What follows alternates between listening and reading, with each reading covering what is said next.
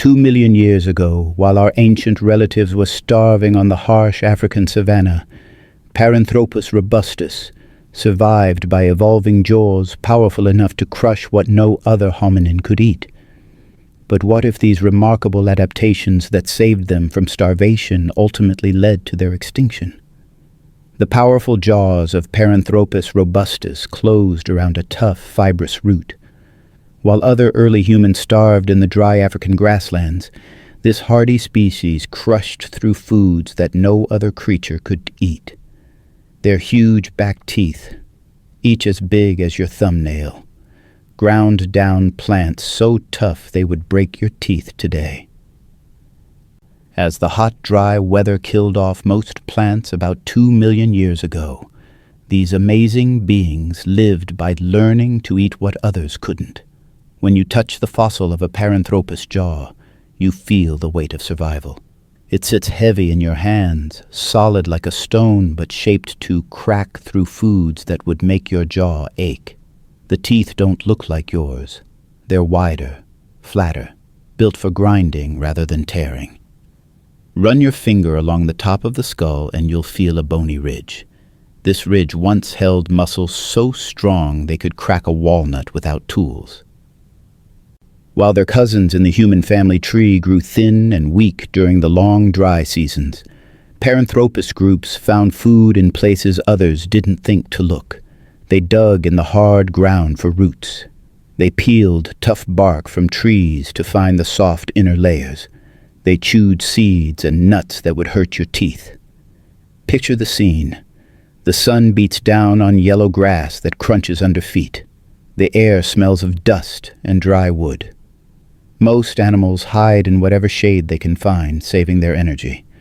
But there, at the edge of a nearly dry water hole, a small group of Paranthropus dig in the mud. Their strong fingers pull up water plants with thick, starchy roots. The plants are bitter and fibrous, so tough that other early humans would spit them out. But for Paranthropus, these plants meant life. Their bodies told the story of their special diet. Shorter than us, with wide hips and strong shoulders, they were built to dig and to process tough foods. Their arms were longer than their legs, perfect for reaching into holes or up into trees for hidden foods. Their faces didn't look much like ours, with wide cheekbones, a flat nose, and a mouth that pushed forward slightly, ready to work through another hard meal. The secret to their survival wasn't just in their bodies, but in their knowledge. They remembered which plants stayed good through long dry times. They knew where to find insects when plants became too scarce. This wisdom passed from old to young, a living guide to staying alive when others couldn't. Yet the very things that saved Paranthropus, their special teeth, their tough diet, their way of life, would one day trap them. As the world changed around them, the question became, could a body so perfectly made for one way of eating change again when needed? The answer would decide if they lived or disappeared into the dust of time. The wind blew across the birthplace of humans in what is now South Africa, carrying dust that covered everything in a thin, light powder. The rains that usually came each year had failed to arrive for 3 years in a row, turning once green valleys into hard, dry land where only the toughest plants still grew. The other early humans, with their more human-like teeth, grew skinny and hungry as their favorite fruits and soft plants dried up and died. But Paranthropus robustus heard a different call. Their bodies had grown over thousands of years for exactly this moment, standing about as tall as a 10-year-old child today. With a round chest and strong shoulders, they had jaws that could bite with the force of a lion, enough to crack nuts that would break the nutcrackers we use now. Their teeth had the thickest hard coating of any human-like species, made to last years of grinding through tough roots and stems that others would walk right past. Each morning, while their cousins searched desperately for familiar foods, Paranthropus groups, would walk down to the edges of shrinking water holes where tough water plants grew. Their hands, surprisingly good at fine movements despite their strong build, would carefully dig out hard roots that others couldn't eat. The ground around these water holes felt cool in the early morning, a brief break from the heat that would soon bake the land.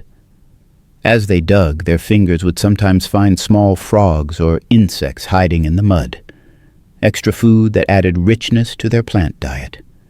The air smelled of wet earth and green things, smells that meant life in a place where death was always close. Back at their resting places, usually rock shelters or tree groves, Paranthropus would sit in small family groups, the sounds of grinding teeth a constant background noise. Young ones would watch the adults, learning which parts of plants to eat and which to throw away. Some plants had poisons that could make you sick unless prepared the right way. This knowledge was as important as the special teeth and jaws that made eating these foods possible. In the hottest part of the day, when the sun turned the world into a furnace, they would rest in whatever shade they could find. Their bodies, built for efficiency, used less water than their cousins.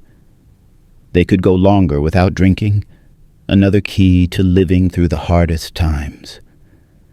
When evening came and the heat eased a bit, they would move again, searching for more food before night fell.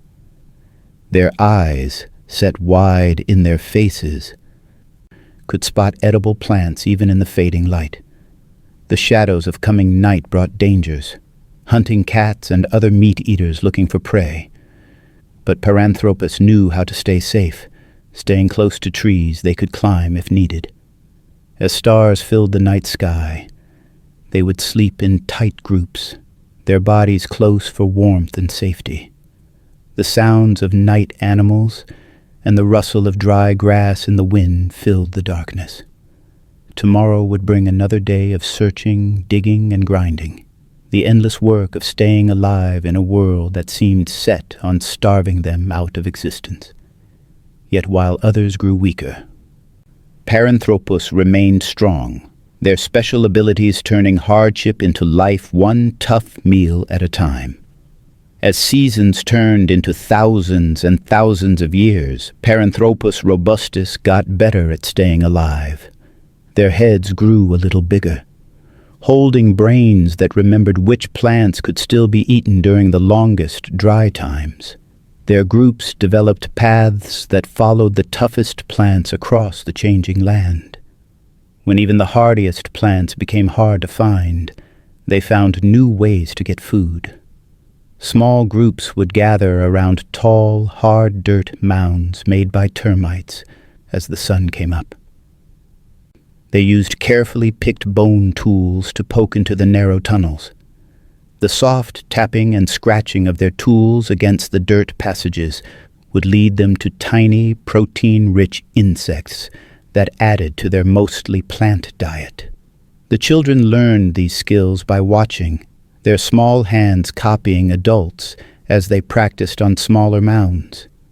The sound of a child's happy cry when they caught their first termite would bring smiles to the older ones' faces. Each new group of children learned from those before them, building up a memory of survival skills that couldn't be passed through their bodies but had to be shown and taught. Unlike their cousins who would one day become modern humans, Paranthropus didn't chase big animals across the grasslands or develop complex hunting plans. Instead, they became experts at getting the most food value from plants that took little energy to collect. Their bodies turned into living food processors, special machines built to turn the toughest plants into energy. On rare, lucky days, they might find a dead animal left behind by lion or hyena. These were treasured finds, and they would use their strong hands to break open bones that other creatures couldn't crack. Inside was rich, fatty marrow, a rare treat in their tough plant world. The taste was rich and satisfying, a reminder of what their more meat-eating cousins enjoyed more often. As the years passed, the climate shifted between wetter and drier periods. During the good times, when rain fell more often, Paranthropus groups grew larger. Babies were born more often, and more lived to grow up. You could hear laughter and the sounds of play more frequently during these better years, but they never forgot their hard times skills. Even when softer, tastier foods were available, they still ate the tough stuff too, keeping their special jaws and teeth strong and ready. The older members of the group would make sure the young ones learned all the survival tricks, even in good times. They somehow knew the rains would fail again someday. Their tools remained simple: digging sticks, bone probes for termites, and stones for cracking. They didn't need to make the sharper, more complex tools their cousins developed for hunting and cutting meat. Their hands, powerful yet precise, could do most of what they needed. Through cold nights and burning days, through seasons of plenty and years of want, Paranthropus continued. Their very name means beside human, walking a different path than the line that would lead to us. Their way wasn't about clever new inventions or conquering new territories. It was about perfect adaptation to what was, finding a place where they could thrive by being exactly what the harsh world needed them to be: tough, patient, and perfectly designed for foods others couldn't touch. For nearly 1,000,000 years, Paranthropus robustus thrived in their special place in nature, their massive jaws showing how well they had adapted to their world. While they eventually disappeared around 1.2 million years ago, perhaps unable to change when the climate shifted once more, their story remains written in fossils found in caves at places called Swartkrans and Kromdrai. Imagine standing in one of these caves today. The air is cool and damp, a stark difference from the hot, dry world outside. Your fingers brush against the rough cave wall, and you wonder how many Paranthropus hands touched this same spot over hundreds of thousands of years. In some places, the floor of the cave drops away into deep pits, the same pits that sometimes trapped unwary Paranthropus individuals, preserving their bones for us to find much later. When scientists carefully dig in these caves, they find more than just bones. They find the remains of meals, tools, and even footprints, sometimes preserved in the once soft cave floor. Each tiny discovery adds to our understanding of how these tough early humans lived and survived when others could not. The teeth tell the most important story. Under special microscopes, scientists can see tiny scratches and pits on the tooth surfaces, marks left by a lifetime of grinding tough plants. These marks are like a diary, recording what Paranthropus ate day after day, season after season. Some teeth even show signs of having broken and then worn down again through continued use, evidence of just how hard their daily meals were. Today, as you drift toward sleep, think about how their story mirrors our own challenges with changing environments. When faced with not having enough, Paranthropus didn't fight against their world, but adapted to work within its limits.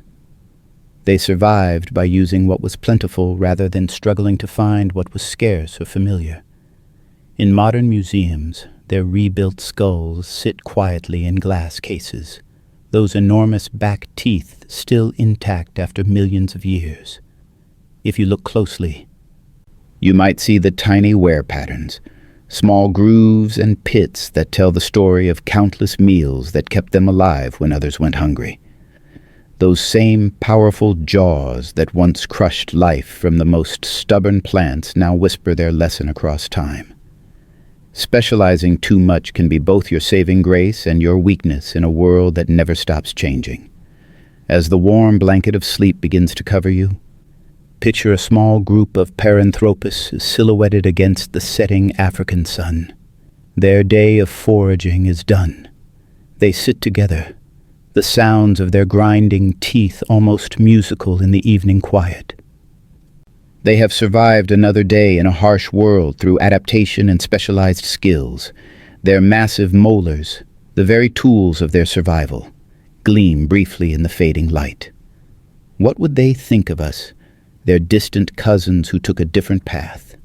Would they marvel at our technologies and cities? Or would they simply nod in recognition of a shared truth that all living things must adapt or fade away?